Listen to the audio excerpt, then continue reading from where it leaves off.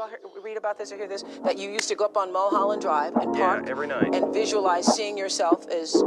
Yeah, I would visualize, This is when you were broke and poor. You know, right, having directors interested in me and people that I respected saying, you know, I like your work or whatever that is, and I would visualize things coming to me that I wanted or whatever. Drive home and think, well, I do have these things. They're out there. I just don't have a hold of them yet, but they're out there. I wrote myself a check for $10 million for acting services rendered, and I gave myself 5 years, or 3 years maybe, and I dated it Thanksgiving 1995. Just before Thanksgiving 1995, I found out that I was going to make $10 million.